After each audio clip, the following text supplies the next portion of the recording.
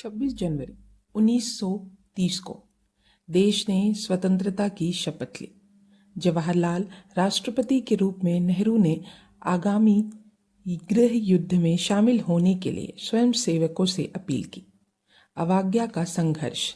12 वर्षीय इंदिरा ने सबसे पहला स्वेच्छा से भाग लिया, लेकिन उसे हंसते हुए बताया गया कि वह बहुत छोटी है। कांग्रेस नेतृत्व ने यह निर्णय महात्मा गांधी पर छोड़ दिया। संघर्ष के तौर तरीके। अंत में व्यापक रूप से यात्रा की गई। 1929 में बिहार और संयुक्त प्रांत के गांवों से होते हुए यह यात्रा की गई थी। लोगों की भीषण गरीबी से बुरी तरह आहत। यात्रा के दौरान इस प्रांत में रात के समय एक भी रोशनी दिखाई नहीं देती। उसे सिर्फ कुत्तों के भौंकने की आवाज सुनाई देती थी और शहरों में लोगों से मिला था। उनकी अहिंसा के प्रति प्रतिबद्धता और उस हद तक आकलन करे जिस हद तक वे ऐसा करेगा। उनके साथ यात्रा, बिना प्रतिक्रिया किए दमन का सामना करने की उनकी क्षमता या टूट जाना। महात्मा गांधी के लिए यह एकमात्र चीज थी जो सीमाओं को निर्धारित करती थी। उसने जिस संघर्ष की योजना बनाई थी उसे उसने स्वीकार कर लिया।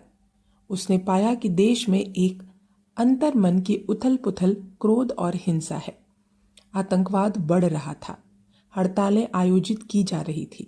बम्बई और कलकत्ता वायसरॉय के ट्रेन पर बमबारी हुई थी। हालांकि वह बच गए थे। वे बाल बाल बच गए। महात्मा गांधी ने देश को एक विशाल कारागार पाया। उन्होंने देखा ब्रिटिश शासन ने हमारी संस्कृति की नींव को कमजोर कर दिया था और हमें निम्न स्तर पर पहुंचा दिया था। राजनीतिक दास्ता। महात्मा गांधी चिंतन में डूब गए। मुझे तो कोई प्रकाश दिखाई ही नहीं दे रहा है। चारों ओर अंधेरा छाया हुआ है। अंतर्दृष्टि के अभाव में उन्होंने स्वयं को प्रतिबद्ध करने से इनकार कर दिया।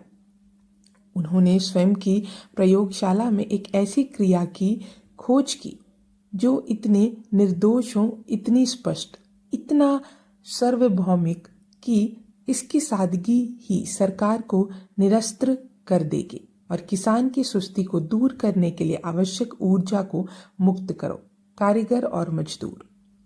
महात्मा गांधी के सत्य का जब खुलासा हुआ तो उनके साथी भी स्तब्ध रह गए।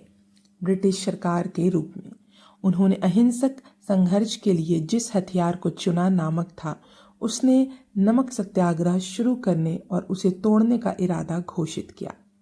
नमक कानून। नमक पर कर लगता था। इसकी कीमत ग्रामीण और भूमिहीन लोगों को 5 पाउंड चुकानी पड़ती थी। प्रतिवर्ष 33 आना यानी 33 सेंट। यह राशि 3 दिनों की मजदूरी की बराबरी थी। भारत के सबसे गरीब लोग महात्मा गांधी गरीबों से वसूले जा रहे कर को देख रहे थे। मनुष्य के दृष्टिकोण से इसे सबसे अन्यायपूर्ण कर माना जाता था। परिणाम स्वरूप उन्होंने वायसराय लॉर्ड इरविन को अल्टीमेटम जारी करते हुए अन्य मांगों के साथ साथ कुछ और भी मांगे रखी। मुद्दों में नमक कानून का निरसन शामिल था। उनके पत्र ने पहले तो ब्रिटिश सरकार का उपहास उड़ाया। यह सोचकर आश्चर्य हुआ कि उबलते समुद्र से सम्राट राजा को हटाया जा सकता है। केतली में पानी। यहाँ तक कि महात्मा गांधी के साथी भी संशय में हैरान थे। वायसराय ने गांधी जी के पत्र को तिरस्कार पूर्वक अनदेखा कर दिया और उसका जवाब देने से इनकार कर दिया। वायसराय के सहायक से खेद व्यक्त करते हुए संक्षिप्त उत्तर प्राप्त हुआ।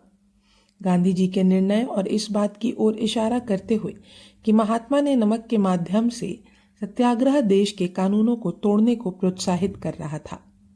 यह पत्र प्राप्त होने पर महात्मा गांधी ने कहा, मैंने घुटने टेक कर प्रार्थना की थी, मुझे रोटी के बदले पत्थर मिले हैं। नमक सत्याग्रह का शुभारंभ 12 मार्च 1930 की सुबह तड़के किया गया था। स्नान और सामूहिक प्रार्थना के बाद गांधी जी ने अपनी तीर्थ यात्रा शुरू की। हाथ में लाठी लिए यह केवल धोती पहने हुए साबरमती आश्रम से निकल गए और उनके कंधे पर हाथ से बुना हुआ कपड़ा लिपटा हुआ था।